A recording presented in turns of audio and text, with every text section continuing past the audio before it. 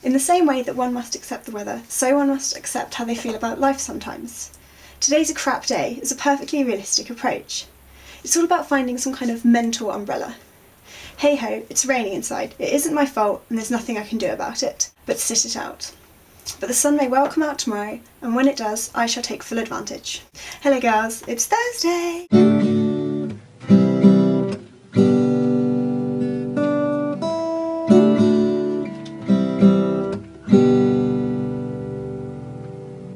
So that was an excerpt from a letter Stephen Fry wrote to a girl suffering from depression, and I felt it related pretty well to our subject of positivity. I've been a bit wary of putting this video up actually. I'm quite nervous of doing it because I've taken a slightly different approach to you, and whilst it may seem like, ironically enough, a more negative approach, I think it's maybe one that takes into account more factors than just being able to remain positive. I've got a vague script for this one. I've actually written out what I wanted to say, which I never do. I normally just blabber on, so if my eyes stray down occasionally, I apologise. I just don't want to end up fluffing all my words and saying completely the wrong thing. So here goes. Being positive is difficult sometimes, and I think it's very important to distinguish between seeming ungrateful and negative because you are ungrateful and negative, and seeming negative and ungrateful because you're depressed. I don't think suffering is a binary scale. I think it's an individual experience and an independent experience, and I don't think anyone has the right to say that your feelings are insignificant because there are others who exist in much more dire situations than you. I mean, if that were true, then any of us living in the first world would have no right to complain at all. I understand that there's a certain front of positivity that we can put up, and I think that is a beneficial thing sometimes. I'm a naturally optimistic person. I tend to think of the positive more than the negative. That's not to say that I haven't been depressed, because I have, and quite often.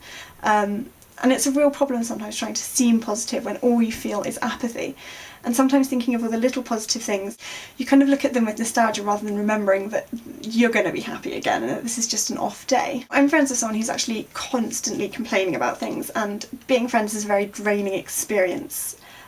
Of course, we analyse everything, so most of what we see, I mean, it's not all going to be positive, we're going to have some very negative things, but I think that constantly expressing that is probably not the best way to go about it.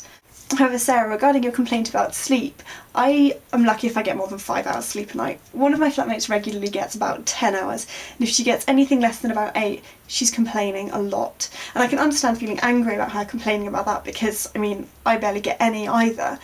But for her, that's a significant thing, and if you're used to getting something and then you don't have it, I think you kind of still do have the right to complain if it's detrimental to you. The little things I'm grateful for at the moment are that I have friends who accept my particular brand of crazy, because I know that sometimes I'm not exactly the most normal person. I'm grateful for having food and lots of chocolate. I'm grateful for having a roof over my head and a very comfortable bed. And I'm grateful for being able to use this medium to communicate with you girls who are all the way over in America and Canada, and who I wouldn't otherwise have the opportunity to speak to, and for which I am eternally grateful. I do have down days, and I do have days when I know that most of what is coming out of my mouth is negative, and I do try and tone it down a bit. I think sometimes pretending to be positive and trying to see the bright side of things, even if you're not really feeling it, does actually help to improve your mood.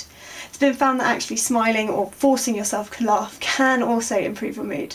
However, there have also been scientific studies, which I think is really interesting actually, and this is then the scientist in me coming out, that shows that complaining or gossiping as a group actually increases your bonds with the other people. So if you're constantly nice to each other, you're not really being realistic, because feeling bad and complaining and being negative is a natural part of human nature and it's part of life. We're not always going to be happy all the time, and if you are, I think sometimes people see you as being slightly vacant, as if you've obviously put a mask up and you're not really showing your true self. So I can see how complaining together and gossiping together and finding a common thing to dislike, and perhaps being British, that's more for me because we are known to be slightly more disdainful, I suppose, than, say, the Americans, who are normally considered to be more bright and cheery, if I'm being broadly stereotypical of everyone. So I hope you enjoyed my take on positivity. That last bit wasn't scripted, which is perhaps why it was so terrible. If you wanted to see the full letter from Stephen Fry, which is absolutely amazing and just inspirational and another reason for me to adore him, I'll put a link down in the comments. All of our subscribers, I would really like to know your thoughts on this actually. We haven't been getting many comments from you recently, and I think it would be really nice if we heard from you about your thoughts on positivity and stuff. And Sarah and Michelle, I will see you tomorrow.